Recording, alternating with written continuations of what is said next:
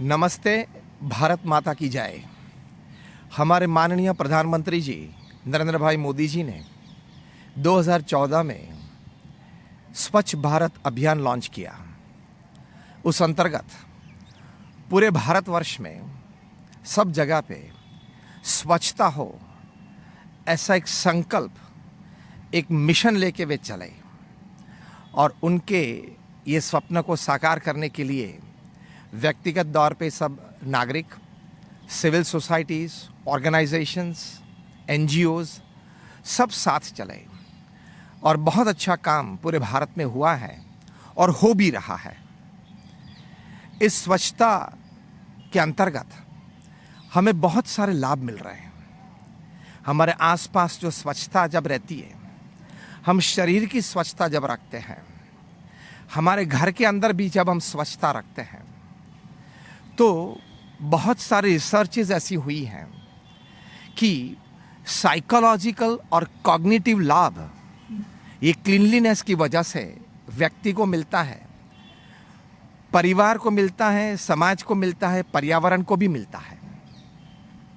जैसे 1995 में कपलान ने रिसर्च की कि आपके आसपास का वातावरण अगर स्वच्छ है, सब स्थल आपके आसपास के सुघड़ है, स्वच्छ है, तो आपका स्ट्रेस कम हो जाता है, फिजिकल और मेंटल तनाव और थकावट कम हो जाती है, आपके हार्ट रेट्स और ब्लड प्रेशर भी नियंत्रित रहते हैं।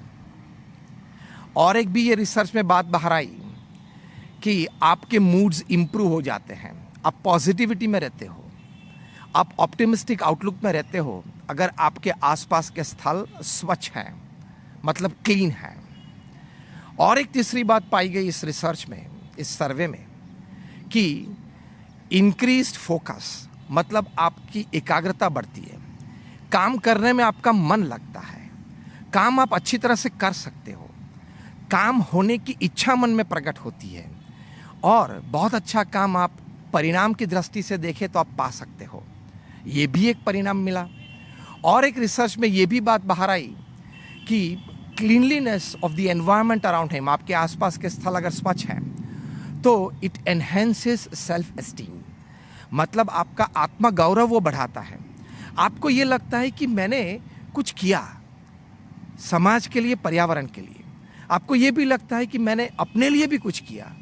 सी, cleanliness is a gift to you. आप अपने आप को एक भेंट दे रहे हो और ये भेंट से आपका मन तो प्रफुल्लित रहता है, आपका गौरव बढ़ता है। तो ये एक एनहेंस्ड सेल्फ एस्टीम की भी बात रिसर्च में बाहर आई। और एक पांचवी बात बाहर आई, बेटर स्लीप। आप ठीक तरह से अच्छी नींद ले सकते हो, deep sleep, healthy sleep, natural sleep. ये सभी बातें थोड़ी सी ये स्वच्छ वातावरण, स्वच्छ स्थल हमारे आसपास, इस पे निर्भर है। और एक लास्ट बात बाहर आई, छठवीं बात, कि आप स्वच्छ वातावरण रखते हो, आपके आसपास के स्थल आप स्वच्छ रखते हो, तो आप एक ऐसे वातावरण में रह सकते हो कि आप हमेशा कंट्रीब्यूटिंग रहते हो। मतलब आप देने की भावना में एक सुधार, देने की भावना में एक बढ़ावा आपके अंतर में रहता है।